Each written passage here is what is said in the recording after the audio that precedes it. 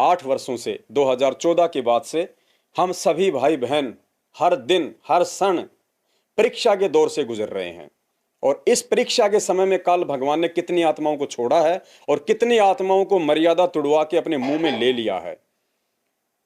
मर्यादा टूटने के बाद भी आप चाहे कितने 3 समय की आरती करो, कितना आप अपने आप को अच्छा भगत बनाने का दिखाने का प्रयास करो, वो काल हद में ही होता है। जब उसका बैड समय आएगा, जब उसके भक्ति संस्कार पुण्य समाप्त होंगे, उस समय उसके साथ में क्या बीतेगी उसको पता भी नहीं चलेगा। और लोग कहेंगे ये तो बहुत अच्छी भक्ति कर रहा था, ये तो सारा दिन कोई 50 ज्ञान गंगा पुस्तक ट्रेनों में बांटा करता था, हर बार गुरु जी की तारीख पे जाता था, आश्रम में जाता था, अरे इसकी एक्सीडेंट में अकाल मौत कैसे हो गई? क्योंकि वो मर्यादा तोड़ के बैठा हुआ था, उसके माथे पे कोई ठप्पा नहीं लगा हुआ था। इसलिए परमात्मा कहते हैं सूक्ष्म खेल है काल भगवान का, उनके ज्ञान को आधार बना के ही इन चीजों से हम बच सकते हैं। तो पुण्यात्माओं, काल भगवान ने उन आत्माओं के ऊपर अपना डंडा मारा, सभी की मर्यादा खंडित थी, बरवाला कांड हुआ, परमात्मा जेल में, हम सब इधर उधर। और आज वही काल प्रेरित लोग जिनकी मर्यादा पहले से ही खंडित है गुरु को मानुष मानने के चलते, काल भगवान ने संगत उनके हाथों में सौंप दी, गुरुदेव के परिवार के हाथों में, कोऑर्डिनेटरों के हाथों में। उनके माध्यम से काल भगवान ने संगत को तोड़ने का जो है आज ये कुप्रयास किया है।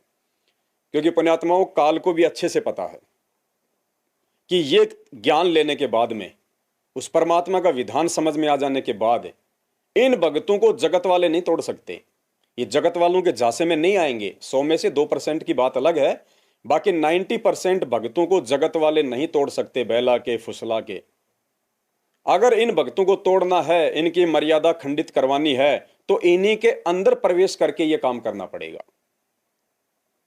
और कबीर सागर के सरलार्थ में जो बीजक की वाणियां हैं, उनमें भी परमात्मा ने समझाया हुआ है कि काल भगवान ने अपने 4 दूत भेजे थे ऊपर से। जब वो परमात्मा इस पृथ्वी पे आया तो काल भगवान ने 4 दूत भेजे, जय, विजय, रंभ और कुरंभ।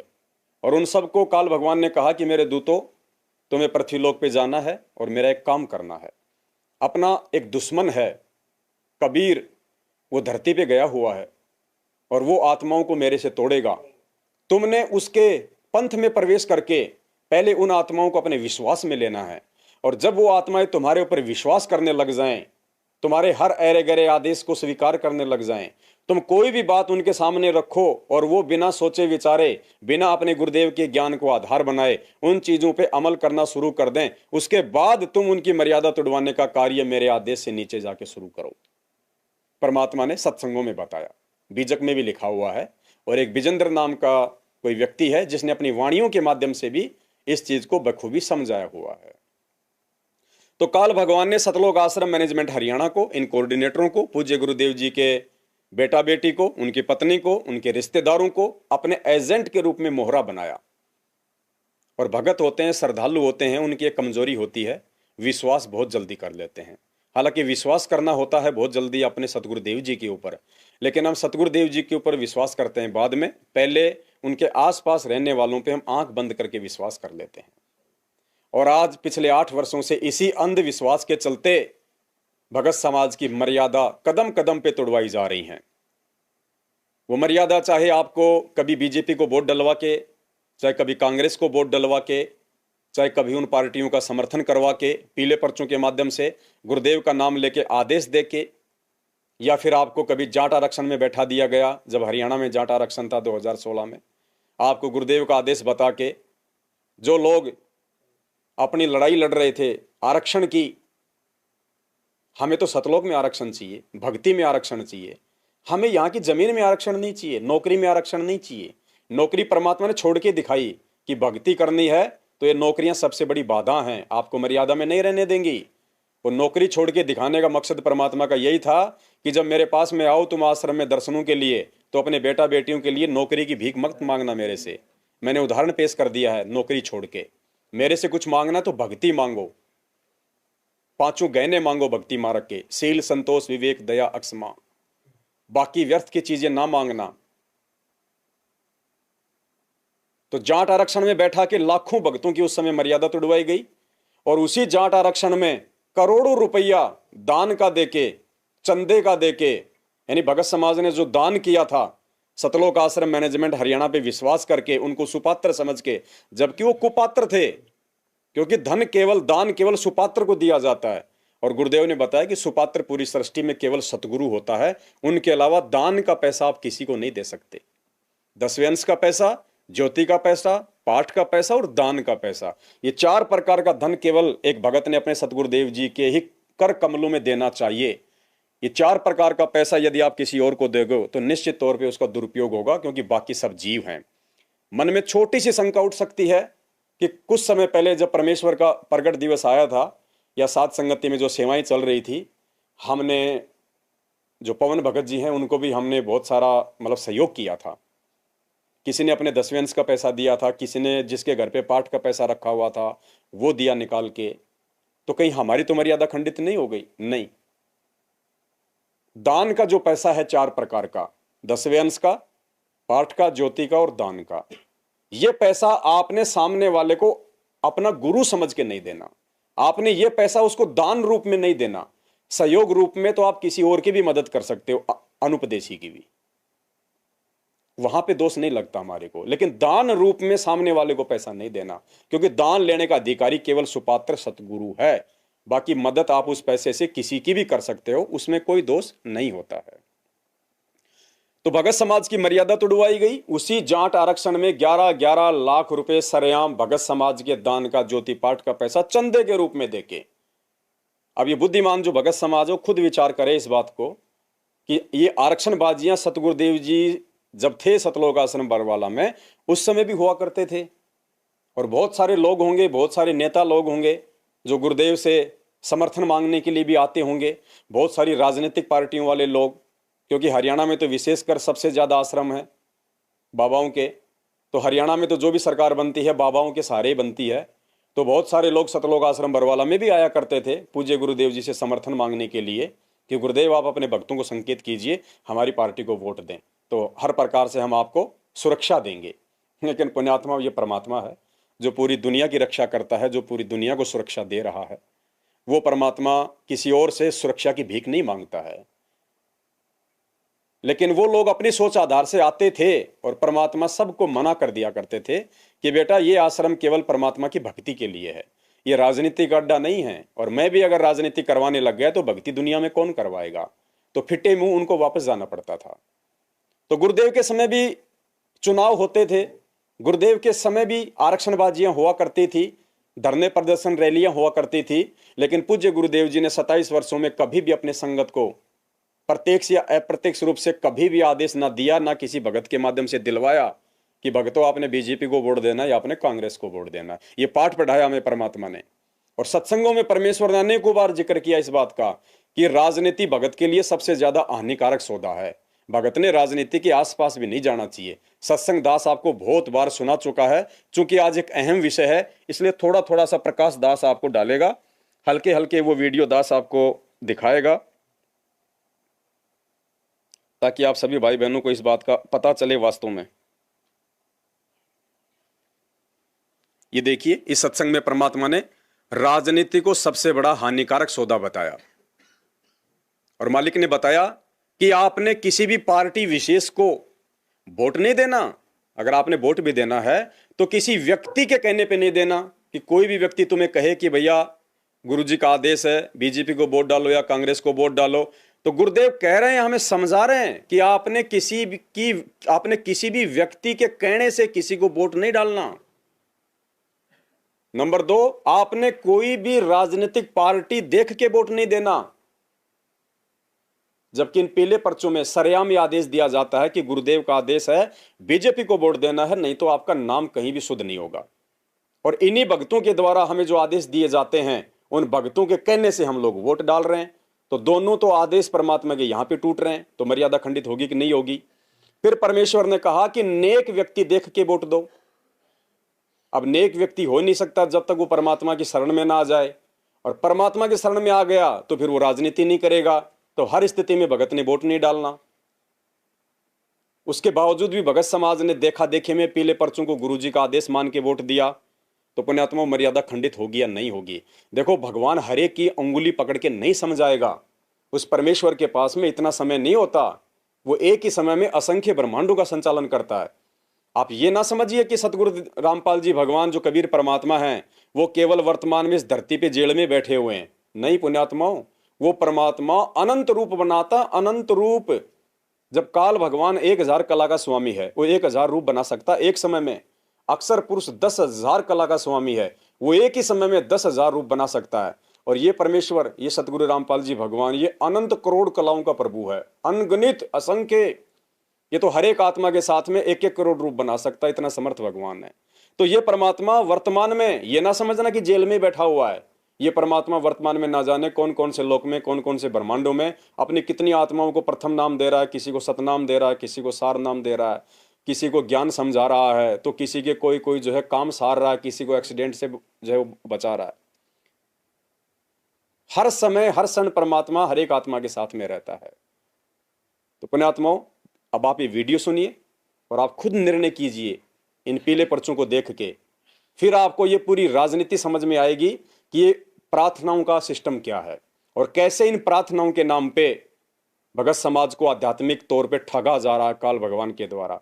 पल पल उनकी मर्यादा तोड़वाई जा रही है, भगवान से उसके विश्वास को डाउन किया जा रहा है, आगे बढ़ने से उनको रोका जा रहा है, उनको आदेशों का गुलाम बनाया जा रहा है। जबकि स्वतंत्र मार्ग है, ज्ञान आधार से स्वयं फैसले लेके आगे बढ़ने का मार्ग है। तो सुनिए परमात्मा का सत्संग और आप खुद निर्णय करना कि भगत समाज से जो राजनीतियां करवाई गई हैं गुरुदेव का आदेश बता के कि बीजेपी को वोट डालना है, जोर दे के वोट डलवाए गए, वरना नाम खंड हो जाएगा, पार्टी विशेष का नाम बता के वोट डलवाए गए। और आप परमात्मा के जब मुख कमल से सुनेंगे तो परमात्मा तो नकार रहे हैं कि भगत ने राजनीति के आसपास भी नहीं जाना है, सबसे बड़ा घाटे का सौदा है ये। सबसे बड़ा हानि का सौदा है। जो राजनीति में जाते हैं वो अपना जीवन नाश करते हैं। भगत को राजनीति के आसपास भी नहीं जाना चाहिए। वोट देना हो, नेक आदमी देखकर वोट देना, किसी ऐसे भाव में भावुक होकर किसी के कहने से और या कोई पार्टी विशेष देकर आप अपना वोट देकर पाप के भागी मत बनना, क्योंकि आपके द्वारा दिया गया वोट से जो चुना हुआ व्यक्ति है, यदि वो गलतियां करता है तो उसका रेशो में पाप आपको भी लगेगा। तो ये ध्यान से रखना है, अपने वोट का सदुपयोग करना है, करो कि क्योंकि राजा तो चुनना ही पड़ेगा व्यवस्था बनाए रखने के लिए, इतनी सी बात। तो इस सत्संग के आधार से और सारे के सारे आदेश इस सत्संग के विरुद्ध हमारे को पीले पर्चों के माध्यम से दिए गए। और काल भगवान ने बहुत ही चालाकी से गुरुदेव के परिवार को निमित्त बना के कि संगत इन पे आंख बंद करके विश्वास करेगी और यहीं पे दाव लगेगा मेरा। और बड़ी ही चतुराई से काल भगवान ने गुरुदेव के आदेशों के नाम पे गुरुदेव के परिवार के माध्यम से लाखों भक्तों की मर्यादा तोड़वाई, ये राजनीतिक आदेश दे दे के। तो यहां भगत समाज की मर्यादा टूटी। अब आप इसका खेल समझना पुण्यात्माओं, इस वीडियो के माध्यम से थोड़ा ध्यान से सुनना। फिर इन्होंने जब हरियाणा में जाट आरक्षण हो रहा था, वो जगत वाले अपनी लड़ाई लड़ रहे थे। वो भक्ति से अनजान व्यक्ति जिनको नौकरी, व्यापार, धंधा, पैसा, जमीन, जायदाद, इज्जत, मान बढ़ाई यही उनको प्रिय होती हैं, वो अपनी लड़ाई लड़ रहे थे हरियाणा सरकार से आरक्षण की। हम भक्तों को आरक्षण नहीं चाहिए, हमें तो परमात्मा के इस मार्ग में आरक्षण चाहिए, सतलोक में आरक्षण चाहिए, हमें भक्ति में आरक्षण चाहिए हमारे को। लेकिन फिर भी उसी परमात्मा का आदेश बता के हमारे को हरियाणा के जाट आंदोलन में बैठा दिया गया। हमारे से जयकारे लगवाए गए, वहां पे जगत वालों के बीच में बैठा दिया गया।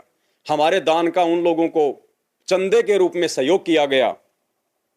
और फिर उन कुपात्रों के हाथों में जैसे ही भगत समाज का करोड़ों रुपया दान का गया, उसके बाद में लाखों भक्तों की मर्यादा टूटी। और फिर उसके बाद देखना काल भगवान कैसे ठगेगा फिर प्रार्थनाओं के नाम पे। ये जाट आरक्षण का एक वीडियो है छोटा सा, वैसे तो दास काफी बार आपको दिखा चुका है, फिर भी आज विषय चल रहा है, थोड़ा सा सुनिए। संत रामपाल जी ने जो आपको समर्थन दिया, इस बारे में आपकी क्या राय है? हमारा संत रामपाल जी को और उसकी संगत को बहुत बहुत धन्यवाद। और उन्होंने हमें आज 11 लाख रुपए चंदा देकर भी आंदोलन में भी मदद की। और मैं तो ये कहना चाहूंगा कि संत रामपाल जी के ऊपर भी जो जुल्म हुए और उस जुल्म को जब वे उनके दर्शन करने उनके शरणार्थी जाते हैं तो उस पर भी तमाम अत्याचार किए जाते हैं, लाशियां बरसाई जाती है। अब भी सरकार उनको तंग कर रही और जो आर्य समाज के उनके बीच में डिस्प्यूट है उसको भी दूर कराने की कोशिश करेंगे, क्योंकि हम खुद आर्य समाजी हैं। हम खुद आर्य समाजी होने के नाते ये चाहते हैं कि समाज में जो भेदभाव हुआ वो सब दूर हो और सब मिलकर एक जैसे जो सरकार है जो अन्याय करती है उसके खिलाफ सब मिलकर खड़े हो। तो अगर किसी आर्य समाजी भाई को इस वजह से कोई ठेस पहुंचती है तो हम उससे भी बात करने के लिए तैयार हैं। अपने गिले शिकवे दूर करो, आगे बढ़ो। वो भी जाट है, हम भी जाट है। ये एक बड़ी 36 बिरादरी की मुहिम है जिसमें उन्होंने साथ दिया, इसके लिए हम धन्यवाद देते हैं। और हम डेरा सच्चा सौदा से भी निवेदन करते हैं, जिसने ये सरकार बनवाई अपने दम पे, अगर वो इसी तरह की अत्याचारी और अन्यायी सरकार बनाई है तो उसके अनुयायियों को भी ये सोचना चाहिए और उनको सरकार से बात करनी चाहिए कि इस तरह का अत्याचार और अन्याय करने वाली सरकार का। तो आपकी आंखों के सामने है पुण्यात्माओं, हमें परमात्मा ने 27 साल से भक्ति मार्ग में क्या पाठ पढ़ाया, कौन से जो कर्म है करने योग्य हैं, कौन से कर्म जो है छोड़ने योग्य हैं। और जो छोड़ने योग्य कर्म थे उन्हीं कर्मों को सर्वश्रेष्ठ कर्म बता के, गुरुदेव का आदेश बता के, काल भगवान के द्वारा और मर्यादा खंडित लोगों के माध्यम से एक विश्वास के द्वारा भगत समाज से ठगी की गई। अब जब परमात्मा के वचनों के विरुद्ध भगत चलेगा, उनके सत्संग रूपी आदेशों के विरुद्ध भगत चलेगा तो परमात्मा नाराज होते हैं। जिन बातों से गुरु दुख पावे उन बातों को दूर बहावे। लेकिन उन बातों को भगत समाज के हृदय में डाल दिया गया कि गुरुजी का आदेश है, और नादान भगत समाज ने तनिक भी विचार नहीं किया, सत्संगों को आधार नहीं बनाया और जल्दबाजी में जो विश्वास अपने पूज्य गुरुदेव जी के वचनों पे करना था, ज्ञान पे करना था, वो विश्वास भगत समाजियों ने उन काल प्रेरित मर्यादा खंडित लोगों के ऊपर कर लिया, ये सोचकर कि ये तो गुरुजी का बेटा है, ये तो गुरुजी की बेटी है, ये तो हमारा कोऑर्डिनेटर है, ये तो गुरुजी का जमाई है, ये तो गुरुजी का भांजा है, अरे ये तो आश्रम में 24 घंटे गुरुजी के साथ में रहा करता था, ये भगत कैसे झूठ बोल सकता है। और उन सब ने झूठ का पुलिंदा तैयार करके आप सबको काल भगवान के जाल में फंसा दिया। अब भक्ति करते करते जब मर्यादा तोड़ोगे तो परमात्मा का विधान है, जैसे ही मर्यादा टूटी तो आपके ऊपर वो संकट आना शुरू हो जाएंगे जो आपके भाग्य में पहले थे, जो परमात्मा ने रोक के रखे हुए थे। क्योंकि नाम खंडित होने के बाद में, मर्यादा खंडित होने के बाद में परमात्मा की वर्तमान भक्ति से हमें लाभ मिलना बिल्कुल जो है बंद हो जाता है। और मर्यादा में रह के हमने पहले जितने दिन परमात्मा की साथ संगति की हुई होती है, जो भक्ति की होती है, उस भक्ति से काल भगवान हमारे को लाभ देना शुरू कर देता है। तो मर्यादा तोड़ने के बाद भी जब हमारे को लाभ शुरू हो जाते हैं, हमें लाभ मिलना शुरू हो जाते हैं हमारी वो पिछली भक्ति कमाई से, तो हम ये सोचते हैं कि भाई कोई बात नहीं, कौन कहता कि मेरी मर्यादा खंडित हो गई, कौन कहता कि मैंने ये गलत कर दिया, देखो मेरे तो सारे लाभ हो रहे हैं, मुझे तो कोई नुकसान ही नहीं हो रहा। जबकि उस नादान की वो बैटरी जो चार्ज थी, वो बैटरी से उसके सारे काम हो रहे हैं। और जिस दिन वो बैटरी डिस हो जाएगी और वर्तमान में परमात्मा से उसने अपना डिस्कनेक्ट कर लिया नाम मर्यादा तोड़ के, तो एकदम से उसके सारे काम बिगड़ेंगे। फिर वो ऊपर हाथ करके रोएगा, फिर वो चिल्लाएगा, फिर वो क्या करेगा, प्रार्थना। क्या करेगा, प्रार्थना। फिर काल भगवान ने प्रार्थनाओं के नंबर वायरल करवा रखे हैं। फिर वो सतलोक आश्रम मैनेजमेंट हरियाणा के द्वारा वायरल किए गए नंबरों पे प्रार्थना लिखवाएगा, सत्साई भगत जी भक्ति करते करते भी मेरे ऊपर आपत्ति क्यों आ रही है भगत जी, मैं तो हर एक आदेश की पालना करता हूँ, हर बार मैं तो आश्रम में आता हूँ, पार्किंग की मेरे को सेवा मिली हुई है, भगत जी मेरे ऊपर आपत्ति क्यों आ रही है, परेशानी क्यों आ रही है, मेरा काम धंधा क्यों ठप हो रहा भगत जी, मेरे शरीर में प्रॉब्लम क्यों हो गई भगत जी, घर में ऐसे ऐसे काज क्यों हो गए। तो फिर काल भगवान ने पहले तो आपको मर्यादा तुड़वा के ठग लिया, अब आपको प्रार्थनाओं के नाम पे ठगेगा। कैसे ठगेगा, फिर वो कहेंगे भगत जी आप प्रार्थना भिजवा दो गुरु जी के पास में, आप अपनी प्रार्थना लिखवा दो। वो अपना सारा का सारा वो दुखड़ा ज्ञान आधार से, जो दुखड़ा परमात्मा को अंतर्यामी मान के, उनको अपने साथ में मान के, उनको भगवान मान के, जो तीनों समय की आरती में के माध्यम से उनके सामने जो रोना था, अपना जो दुखड़ा, जो परेशानियां, या अपने घर पे जो दरबार है परमात्मा का, वहां उस परमेश्वर को अंतर्यामी मान के, उनको परमात्मा मान के, आत्मा का साथी मान के, कि मेरे परमेश्वर को बताने की आवश्यकता नहीं है, चीटी पायल बाजे पैर, साहेब सुनता है सब लहर। ये सारी बातों पे विचार करके, सत्संगों पे विचार करके, जो प्रार्थना उस नादान प्राणी ने अपने घर पे अपने पूज्य गुरुदेव जी को अपनी आत्मा से लगानी थी, वो प्रार्थना फिर वो बीच में एक एजेंट तैयार करके लगाता है, एक दलाल खड़ा कर लेता है आत्मा और परमात्मा के बीच में, कि ये लोग मेरी प्रार्थना गुरु जी के पास में भिजवाएंगे। मतलब ज्ञान आधार से वहां भी काल ने उसको ठग लिया। रोज संध्या आरती में तो चिल्लाता है, मेरे गुरुदेव भगवान दियो काट काल की फांसी, अंतर्यामी एक तुम आत्म के आधार, जो तुम छोड़ो हाथ तो वो कौन उतारे पार। कि हे गुरुदेव, आप तो अंतर्यामी हो, आप तो मन में उठने वाली सोच को भी जान लेते हो, कहना तो बहुत दूर की बात है। हे परमात्मा, महाभारत के युद्ध में वो टटीरी पक्षी जो इंसान भी नहीं थी, जो इंसानी भाषा भी नहीं बोल सकती थी, उसने अपनी आत्मा से आपको पुकार की थी अपने बच्चों की सहायता के लिए। हे परमेश्वर, आपने इंद्र के हाथी ऐरावत के गले का 88,000 मन का वो घंटा तोड़ के महाभारत के युद्ध के समय वहां डाल दिया उन अंडों के ऊपर, और पूरा युद्ध समाप्त हो गया। बाद में 150-150 लोगों ने उस घंटे को हटाया तो देखा कि नीचे तो टटीरी के अंडे और टटीरी दोनों सुरक्षित।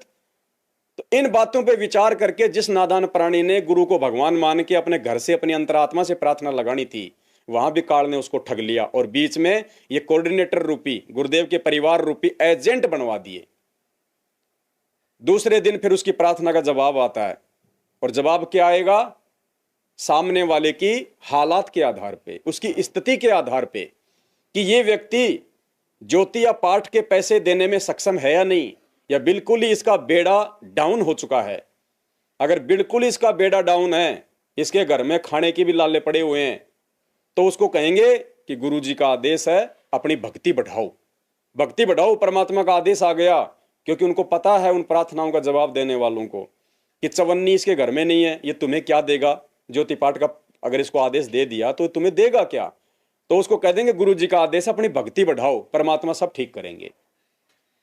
और वो उनकी बातों पे विश्वास करके फिर अपना उसी काम में वापस लग जाता है, मर्यादाओं को ध्यान में ना रख के। अगर वो ठीक ठाक स्थिति में है, ना ज्यादा मरा हुआ है ना ज्यादा उठा हुआ है, हल्का फुल्का काम धंधे में लॉस होने लग गया मर्यादा टूटने के चलते, वो जब प्रार्थना लगाएगा तो उसकी स्थिति को भांप के, गांव में पहले कहा करते थे कि मुंह देख के टीका निकालना, तो उसकी स्थिति को देख के फिर उनको आदेश दिया जाएगा कि भगत जी, परमात्मा का आदेश आ गया है जेल से, आप एक ज्योति करवा दो।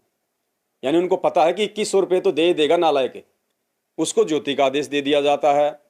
और कोई पैसे वाला होता है, कोई आर्मी से रिटायरमेंट आया और मकान बनवाना, उसको बोरवेल लगवाना है, तो जोश जोश में क्या करेगा वो? आदेश, प्रार्थना, भगत जी सतसाहिब सतसाहिब, वो देखेगा आवाज़ तो बहुत अच्छी आ रही है, क्या बात है भगत जी, मैं अभी रिटायरमेंट आया हूँ बीएसएफ से, जाट रेजिमेंट से। अच्छा अच्छा, और भगत जी मकान बनवा रहे हैं, मालिक से आदेश लेना था भगत जी, प्रार्थना लगवानी थी। अब उनको पता है ये तो ताज़ा ताज़ा बकरा है, इसको तो कहीं से भी काटो बिल्कुल खून ही खून निकलेगा। तो उसको दूसरे दिन कह देंगे भगत जी मालिक का आदेश आ गया, एक पाठ करवा दो। जय हो बंदी छोड़ की, जय हो परमात्मा की, सुन ली मालिक ने। और वो उन कुपात्रों के हाथ में, जो ना पाठ प्रकाश करने के अधिकारी हैं वर्तमान में, ना जिनको सतगुरुदेव जी की तरफ से पाठ प्रकाश करने का आदेश दिया हुआ, क्योंकि जिन लोगों की मनमानी और उल्टी हरकतों के चलते बरवाला कांड हुआ, 6 भक्तों की मौत हुई, गुरुदेव जेल में बैठे, उन लोगों को परमात्मा सौपन में भी पाठ प्रकाश करने का आदेश नहीं देगा। और वो नादान प्राणी जो मर्यादाओं में था, सब काम ठीक चल रहे थे उसके, और वो जल्दबाजी में ज्ञान को आधार ना बना के, साथ संगति से ना जुड़ के, उन कुपात्रों को 21,000 रुपए पाठ के देगा। और जैसे ही उसकी कमाई के 21,000 रुपए उन कुपात्रों के हाथों में पड़ेंगे, और वो कुपात्र क्या करेंगे उन पैसों का?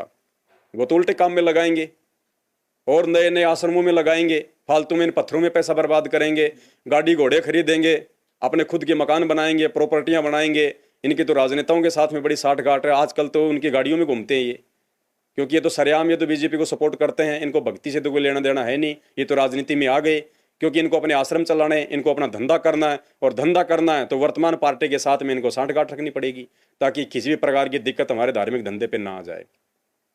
तो वो पैसा इन कुपात्रों को देने के चलते फिर उल्टे काम में लगेगा और मालिक का विधान टूटेगा, क्योंकि बहुत सूक्ष्म खेल है भाई, ये तो कच्चे धागे का रिश्ता है परमात्मा का और मर्यादाओं का और भक्ति का।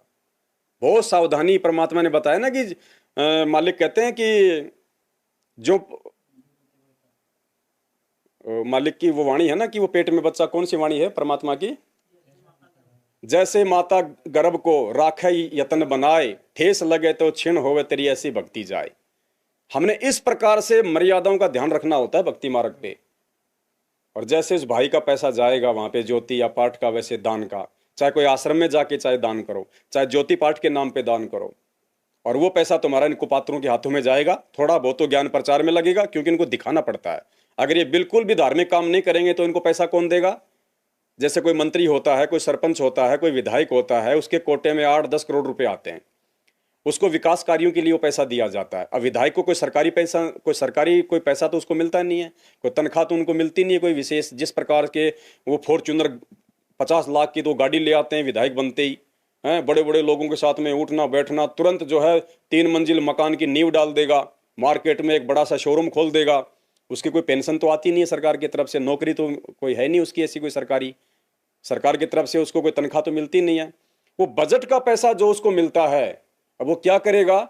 उस बजट के पैसे का 20-25% हिस्सा वो अपने खुद के लिए रखेगा, थोड़ा बहुत वो लगाएगा और थोड़ा बहुत वो अपने लिए रखेगा। अगर बिल्कुल ही नहीं लगाएगा, सारा ही रख लेगा, तो अगली बार उसको कोई मंत्री नहीं बनाएगा, कोई विधायक ही नहीं बनाएगा।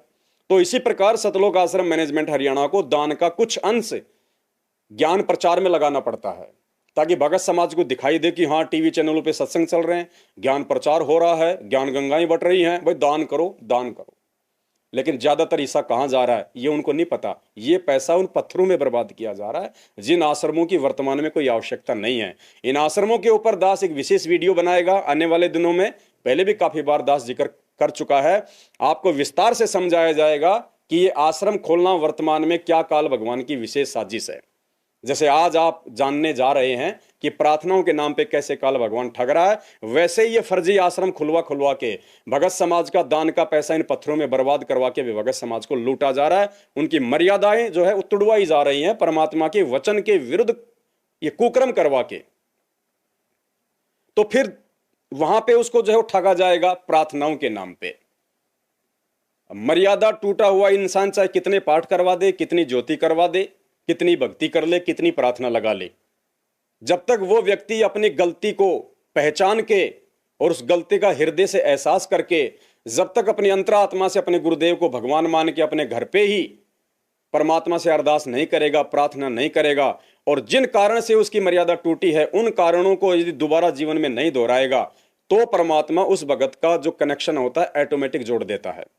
हाँ, यदि गुरुदेव आश्रम में हैं तो हमें गुरुदेव के सामने जाके रोक के, उनके चरणों में पड़ के, अपनी गलतियां उनको बता के, कुछ भी ना छुपा के, उनके सामने रख के हमने दोबारा से अपना नाम जो है संचालन जो है वो करवाना होता है।